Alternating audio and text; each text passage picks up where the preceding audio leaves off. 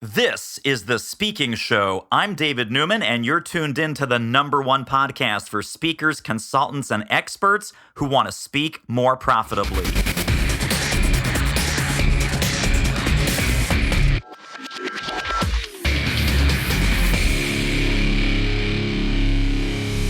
Well, your business, it is not a saleable thing. Sorry, speakers, coaches, consultants. You're doing it wrong. You're not thinking about it right. But I've got the man. I have the guy who is going to come straighten out our thinking, straighten out our doing, Mr. John Warrillow. Welcome to the show, my friend. It's great to be with you, David. That's a hell of an intro.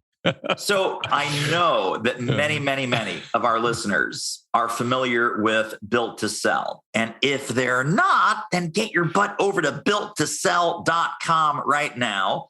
Landmark book in the entrepreneurial canon. And then the second book, we'll talk about the third book also, but the second book, also incredibly popular, incredibly smart, The Automatic Customer, which is about how to have a subscription-based business in almost any industry, and 9 different subscription models that are in there. And then the latest and the greatest, which I was mentioning before, that your business is a total train wreck and you'll never be able to sell it, is The Art of Selling Your Business. So John, how did this become your thing? Let's kind of rewind the tape. Give us the John Warrillow story. What were some of the interesting entrepreneurial adventures that first drove you to write Built to Sell and then onwards to the remaining 2 books? Yeah, I've always been, like a lot of your listeners, in the service business industry. I had a little graphic design studio. My last company was a market research business. We did quantitative market research for big companies, wanted to reach small businesses. So we had the world's largest companies as clients, like Microsoft and IBM and Bank of America were all clients. And we built it up to, I think it was about almost $6 million in revenue. And it was profitable because these big projects, 20, 30% profit margins at the end of the year. And I went to see a guy named Perry Miele, and sort of a sage guy in Toronto, tortoiseshell glasses, peered over at me and said, "What brings you in here today?" And I said, "Well, I'm thinking of selling my company. What do you think it's worth?" And he's like, "Well, depends on the answer to a couple of questions." I'm like, "Shoot." And he's like, "Well, who does the research?" And I'm like, "I'm involved in some of the, these are big claims of Microsoft. They need me to show up." And then he said, "All right, well, who does the selling?" And I'm like, "Same answer. It's like, it's Microsoft. I got to go." He's like, "Well, John, I got bad news for you. There's nothing I can sell here." I'm like, "Yeah, but we do $5-6 million in revenue and 20-30% profit. What do you mean there's nothing to sell?" He's like, "There's nothing to sell. This is just a job. This is just you." And, it was a nice lifestyle business, but it was a cold shower to learn that it was not a sellable company. And that sort of kicked off this 20-year journey for me.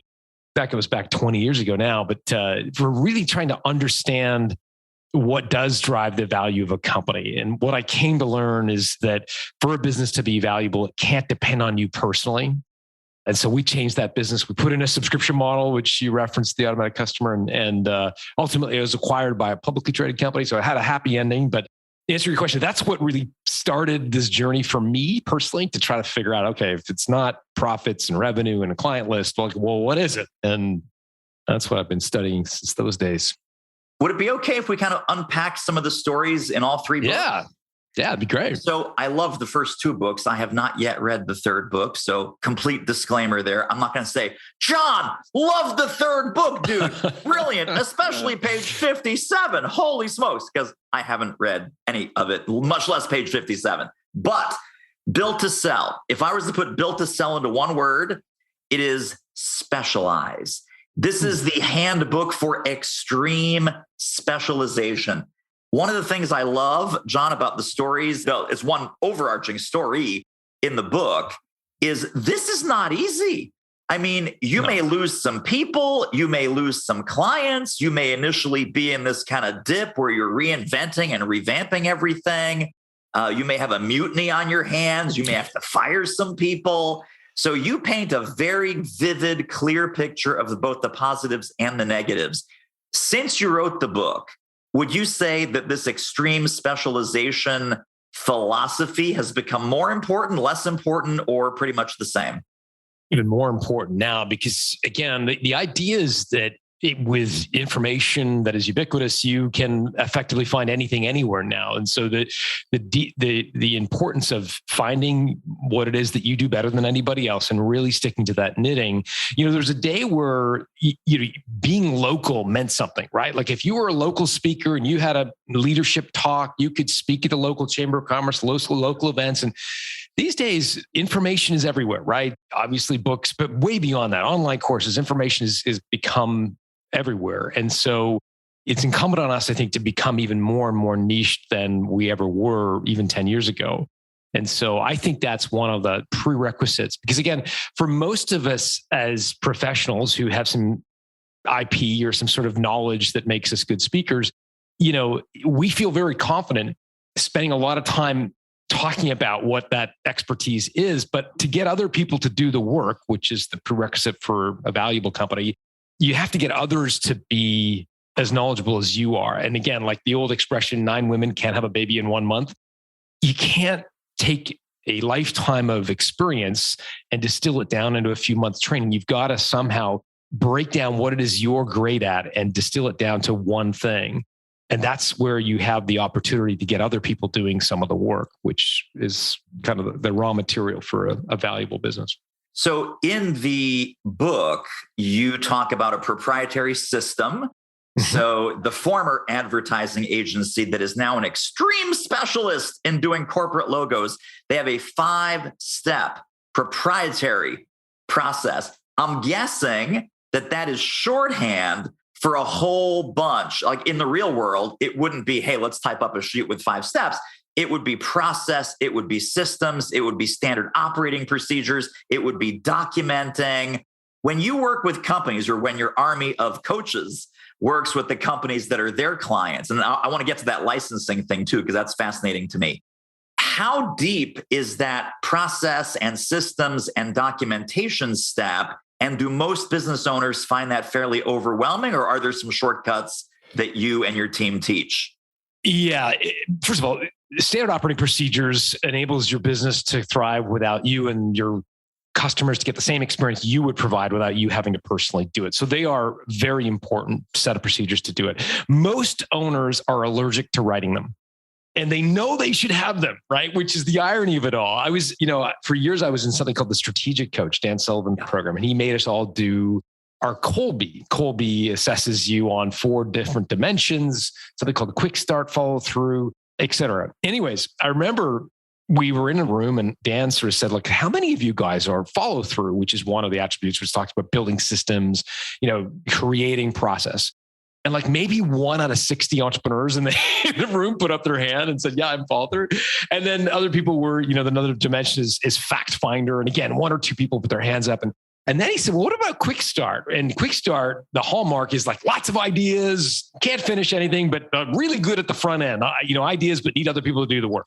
And like every hand goes up in the air, right? And I think that's very common among business owners, founders, starters. We love the new thing, right? The idea, but documenting that in such painstaking detail to get other people doing the work is the opposite of how we want to spend our time. And I'm reminded of a podcast I did on Built to Sell Radio with a woman named Jody Cook. She's based in the UK. She built a social media marketing consultancy. So if you wanted to have social media content, she would create it for you.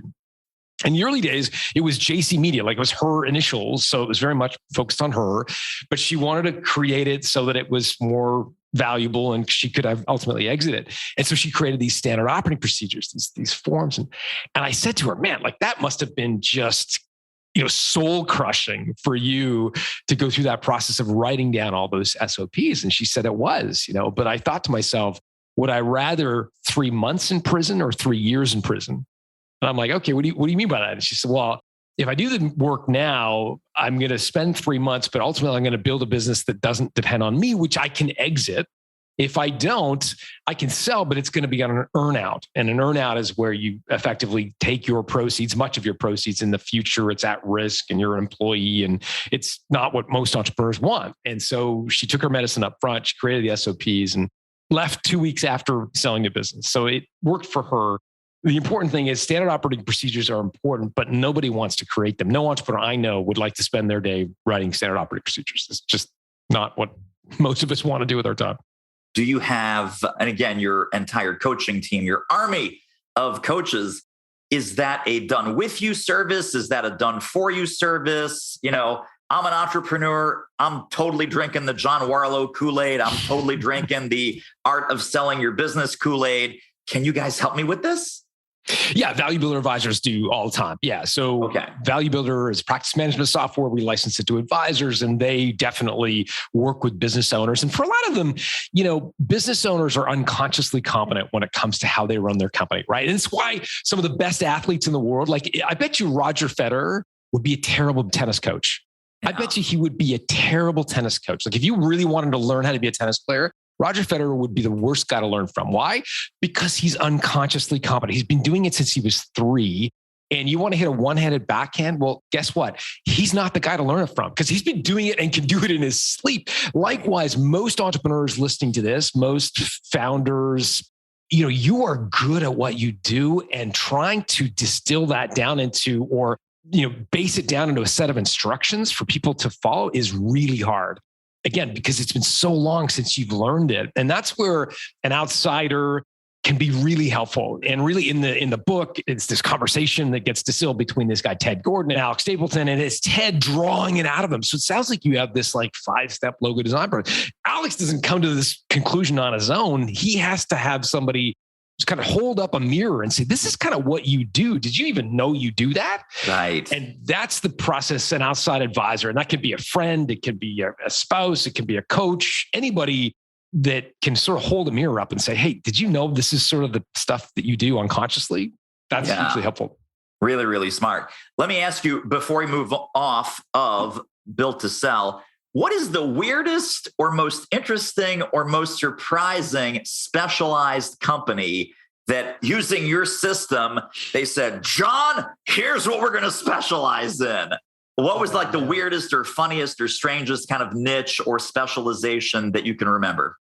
Wow. I mean, for gratefully many, a lot of times it is service businesses, right? So it's businesses that are used to selling by the hour, by the inch, by the pound. And those businesses generally are the ones that transform. So I've heard of dental practices moving into that area, lots of marketing services, advertising, the kind of anything in the kind of professional services realm. I wish I had a great glib answer to your question. I can't think of one off the top of my head, but I've heard lots of great stories. Another, an insurance one, Patrick Bet-David, I was on his podcast and he talked about how he kind of decided to really focus on a specific kind of insurance. It grew very quickly and became a very successful company. So I don't have a great glib answer for you, but sort of any service-based businesses, it tends to apply well to. Hey, this interview is a real moneymaker. If you're serious about ramping up your reach and revenue as a speaker, trainer, or expert, book a confidential speaker strategy call with our team. The link is doitmarketing.com/call. It will be the most valuable 45 minutes you invest in your speaking-driven business. Speaking of value, let's get back to the show. Okay, next up, automatic customer and subscription-based business models. And again, totally fantastic book, totally fantastic model for a lot of entrepreneurial companies. And you also do some myth busting and some objection busting right at the beginning. You think that your business can't have a subscription model. Doesn't work, wouldn't work in our industry. Our business doesn't fit that mold.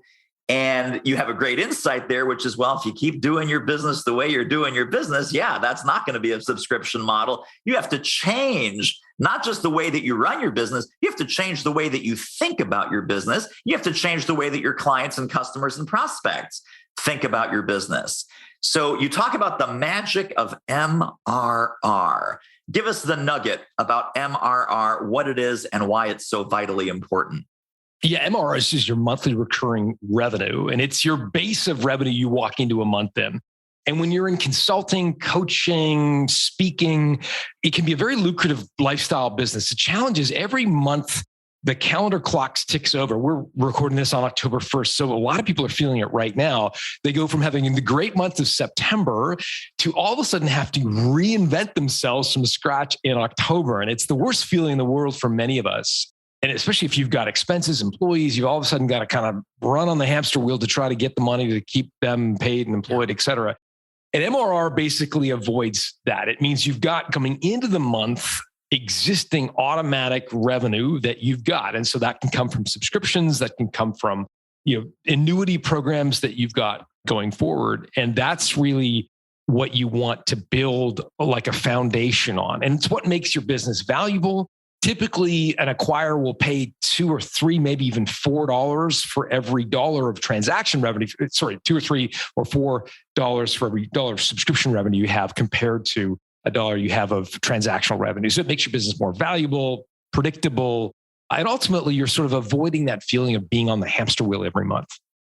Absolutely. Now, let's talk to some of the skeptics out there. Yeah. And, very similar to your own research company, it's like, nope, I'm the guy. I'm the guy. We get commissioned to do research. We do the research and we deliver the research. No way that you could have a subscription-based research company until what did you decide to do? Well, I think what you've got to do is segment your audience, because for a lot of people listening to this, you've got all kinds of different clients. And really what you want to understand is which of your clients have a recurring need for what it is you do. That's step number one. And step number two is having an open mind. Again, a lot of people, I don't think it's as much among speakers and consultants because many of them have seen online courses and some membership models. And so it's kind of a model they've seen. But some people can be quite standoffish about this and say, well, that's just not the way it works in our industry. You just don't understand. And usually I tell them the story of H. Bloom. Have you seen H. Bloom? Do you know this business at all? I don't know it other than it being in your book. Yeah. So H. Bloom is a great business, but it's indicative of this sort of myth busting around, well, it wouldn't work in our industry because the business of selling flowers is one of those industries that's stuck in the dark ages, right? The farmer cuts the flower, they ship it to the flower store, it sits in the refrigerator. The refrigerator sits in a building, which is on a very expensive piece of real estate because you have to intercept people to buy flowers. You have to actually show them the bouquet of flowers in the window to make them realize, oh, I got to buy flowers, and they buy the flowers. It's just an archaic business model, right? So typical flower store throws out most of its inventory every single month. 60% of its inventory goes in the garbage.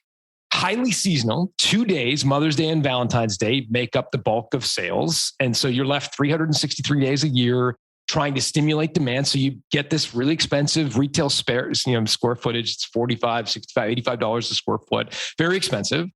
And it's a crappy business. And the owner works 7 days a week and doesn't generally take home much in the way of a salary. Along comes these two guys, Sonyu Panda and Brian Burkhart, and they say, okay, we're going to do this, but we're going to do it differently. We're going to do it on subscription. And again, the first thing they did was not try to create a subscription for flowers, which would have been a diluted, crappy offering because none of us need flowers on a recurring basis. Unless you're always in the doghouse with your spouse, you just don't need flowers every week, right? And so they said, who buys flowers? And it was like funerals, weddings, graduations.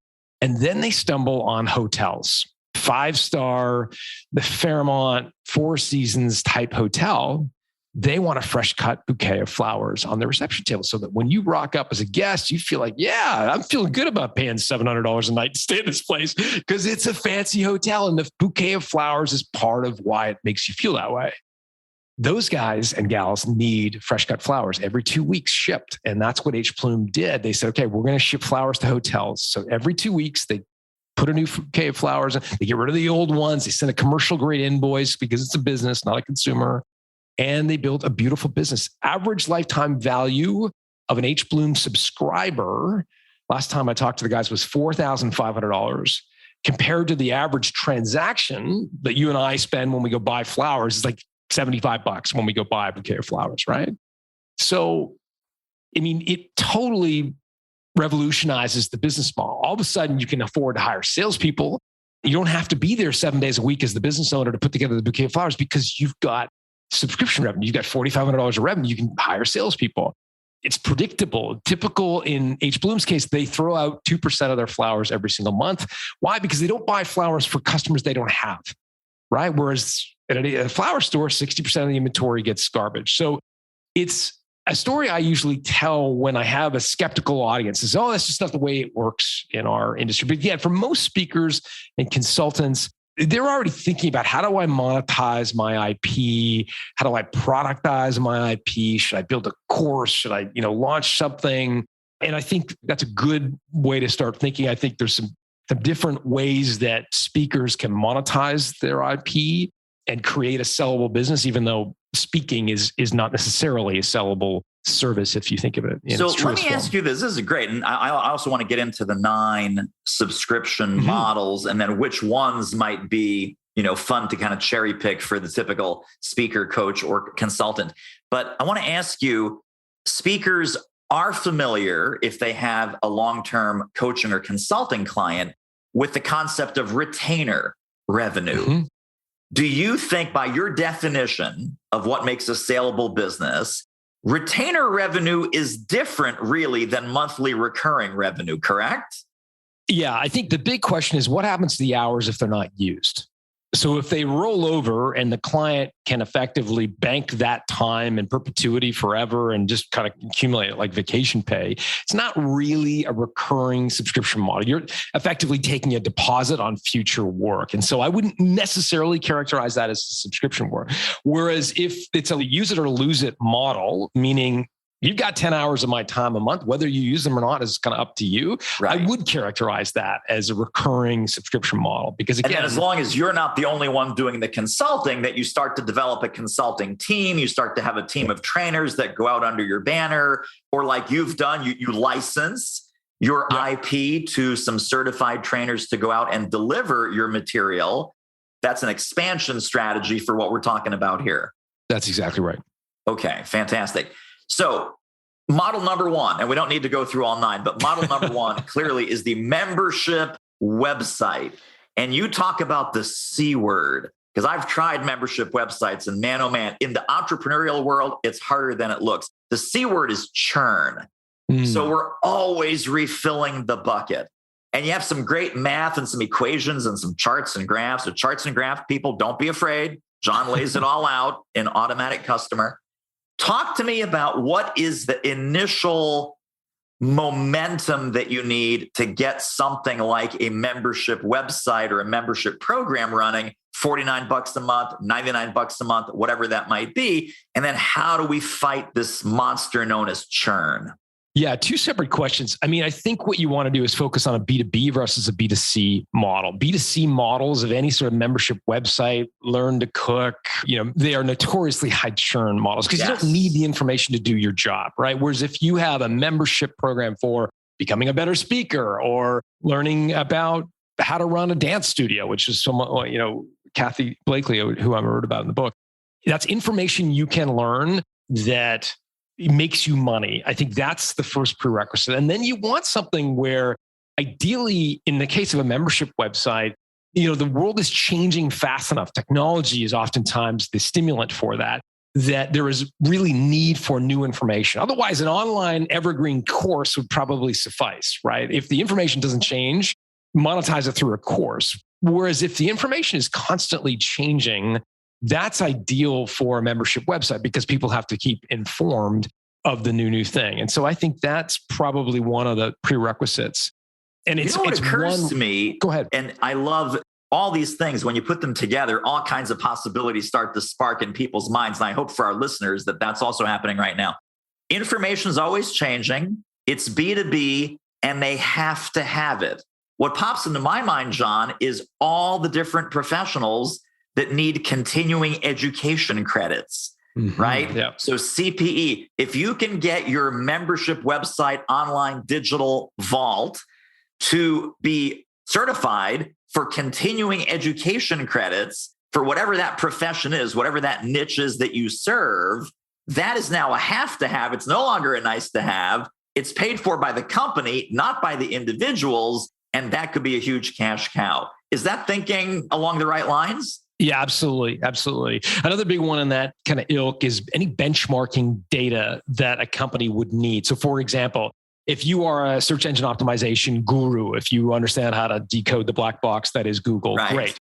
A lot of your clients would value benchmarking on how they are ranking relative to their competitors on keywords that matter to them. And they want to know sort of longitudinally, like on a regular cadence, how are we doing this week, this month, et cetera. And so providing some reporting in that way. Big advertising agencies do this with their brand equity studies, right? Where they're saying, subscribe to our research and we'll tell you how Coke's brand, compares to Pepsi's brand in certain markets over a certain time, in certain channels. And that benchmarking data can be very valuable. And again, it's changing all the time, and we need it to do our jobs, which again is a prerequisite for a subscription model.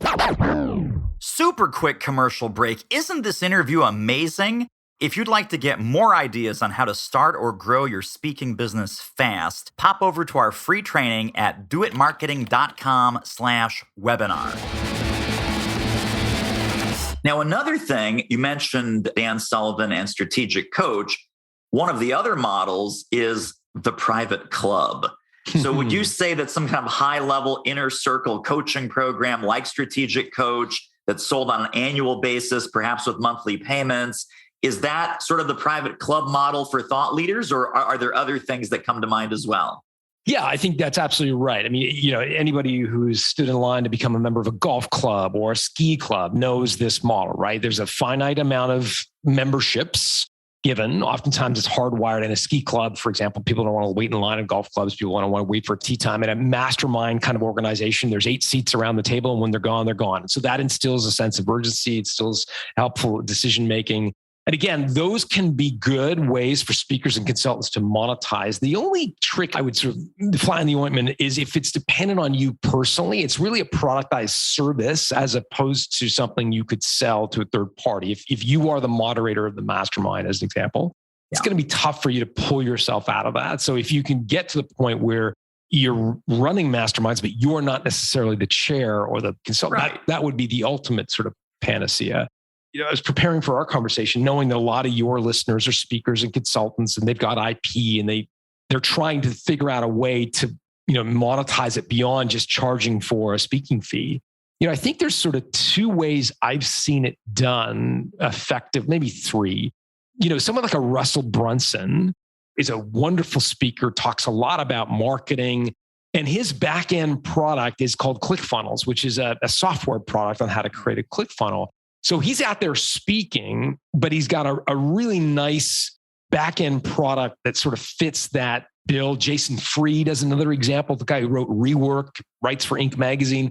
He's out there on stage speaking. And oh, by the way, he's got a back-end product called Basecamp, project management software, that happens to benefit from him speaking to audiences of small business owners. I'm not saying there's anything nefarious about what that is. I mean, I think it's a really great strategy. So you could say, okay, I want to build a product, and then I'm going to speak to the audience that needs that product. And the product may have nothing to do with your IP. In the case of Jason Fried and Basecamp, you'd argue that there's very little about his message from the stage that's really wrapped up in the product Basecamp. It just so happens that when he speaks, he's talking to an audience that needs Basecamp. The other way is to take your IP and productize it. And the most famous probably example of that goes back years now is Stephen Covey, right? Who took 7 Habits of Highly Effective People, probably one of the most successful books, certainly in the productivity genre, and productized that into a set of tools. He then merged that with Franklin Covey. Last time I checked, it was doing more than $200 million of revenue. He's long since passed away, but the thing keeps giving. And so that's another way. So you're taking your IP, in this case, productivity tools and benchmarking tools, and productizing it into a thing that you can buy beyond just your time.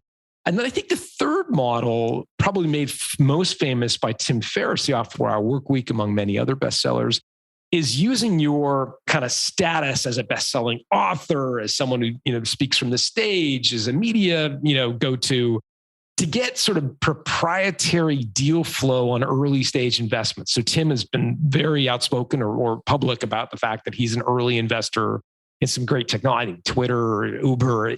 He's acknowledged that he probably wouldn't have had that access to those valuable companies had he not been a speaker and a bit of a celebrity, right? So you can use your celebrity status to effectively get access to deal flow, businesses that you probably wouldn't be able to invest in as a layperson. And so I think those are all 3 very different ways to monetize a speaking business. But it goes back to this idea of, ideally there's some form of recurring revenue that doesn't need you to do the work.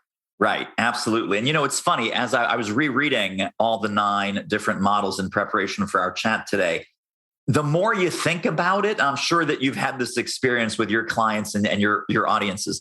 Literally, the more you think about it, John, the more possibilities start to pop. It's like, wait a minute, I could do this, and then I could do that, and then this would totally fit my business, because we're looking at sort of different ways to reconfigure the way that you deliver value, the way that you deliver that IP. So I totally love that. Let's move on to book number 3, The Art of Selling Your Business. Hopefully, by the time they get to book 3, they better have read book 1 and operationalized some of the extreme specialization. Hopefully, they've operationalized book 2 and they have a healthy recurring revenue subscription model going of some kind. Hey, John, I'm ready to sell this puppy. What do I need to do? So walk us through the art of selling your business. Well, I mean, it's a process of creating multiple offers. Leverage comes from having multiple offers to sell your business. Most businesses are not sold that way. Most businesses get approached by an acquirer and they say, hey, we've noticed what you're doing. We'd like to buy your company. And that puts you in a very compromised position out of the gate. I just did an interview with a couple, Arlene and Ted Tavares. They built a great little insurance consultancy based in originally Texas. Then they moved to Puerto Rico. They got an offer from an industry stalwart, a very famous brand, and it was for 12 times EBITDA, which on the surface was a very, very fair, significant multiple. And Arlene was wanting to take the deal. She's like, this is amazing. And Ted's like, no, I've been listening to Built to Sell Radio. They say you got to have multiple offers, and we're not taking it until we put a marketplace together. And so they did that. They politely declined the offer of 12 times. And they put a structured processes in place. They effectively marketed their business like it was a product. They went to potential acquirers. Ultimately, after getting 12 different offers for their business, they settle on 16 and a half times EBITDA. So a huge premium, like millions of dollars more, because they created a marketplace. And again, it's ironic that some of the best salespeople in the world, and I'm talking about founders of companies in particular where there's IP involved, people who can speak from the stage and sell from the stage, that expertise is not used when they go to sell their company, right? As a founder, as a speaker, as a consultant, you're probably really good at convincing people to take action. You're probably really good at marketing and selling. Yet when it comes to selling our businesses, we somehow forget all that stuff. I'm reminded I got invited, this goes back again 20 years ago, to something called the Birthing of Giants. Can you imagine a more pretentious name for a conference? It was called the Birthing of Giants. And it was for entrepreneurs running companies with at least $1 million in sales. It had to be under 40. Again, this is 20 years ago now. And it was on the MIT executive education campus. It was a very fancy thing. And we got to hear from all these amazing speakers, Pat Lencioni about building a team, Jack Stack about employee ownership, and like all these great speakers. Now, in comes the last speaker of the day. Never forget, his name is Stephen Watkins. And he came in and he said, all right, give me a show of hands. How many of you are involved in selling your product or service? And like all of us as entrepreneurs, like threw up our hands in the air, like the 6-year-old girl in the front of the class, like, pick me. Like we all had our hands in the air. And he's, all right, put your hands down. He's like, every single one of you have the right skills, but you're selling the wrong product. You make a few $1,000s when you sell your service or product, but you can make millions of dollars when you sell your company. Hire salespeople to sell the service or the product. You need to put your time and sales energy into selling your company. And like David, from my perspective, as a young entrepreneur at the time, I just felt like I'd been given a glimpse into what actual entrepreneurs do. Right? Like I played basketball all my life, and all of a sudden I was seeing like what professional basketball is like to play. It was totally other level. Like it was completely another dimension for me to think about. But my job was not to sell my product or service or my speaking fees or whatever. It was actually to build a company I could sell. And like that was for me at the time transformational. It made my headspace totally different about kind of my job. And so I think for a lot of us as speakers, like we make a living speaking, convincing, right? But then when it comes to selling our business, all those skills fall by the wayside. And in fact, what we need to think about is building a competitive marketplace so that you've got an asset that you shop to multiple bidders. And that's the whole process I lay out in the book, but it's effectively trying to punch above your weight when it comes to selling your business is about getting multiple bidders for your company. Tremendous. Now, let's go a little bit behind the scenes before we wrap up. Value Builders Network. You have this amazing, fantastic licensing program for advisors who want to take your intellectual property, your methodology, your training, your tools, your brain, basically, and deploy that in the service of their advisory business. So now they have something really cool and really valuable and really well packaged and well thought out that's been proven that they can deliver. How did you start thinking about building that licensing program? What were some of your early fears and hesitations and doubts? And then walk us through very quickly how it sort of all rolled out to where it is today.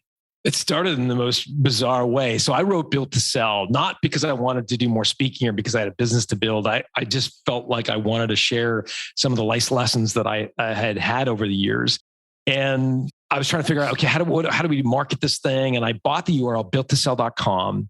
And I came up with a little quiz. It's like, like Cosmopolitan magazine, like, what kind of lover are you? Or like Men's Health, like, what kind of athlete are you? It's like 10 questions, which would assess how sellable your company was. I called it the sellability score, and it give you a score out of 10, whatever.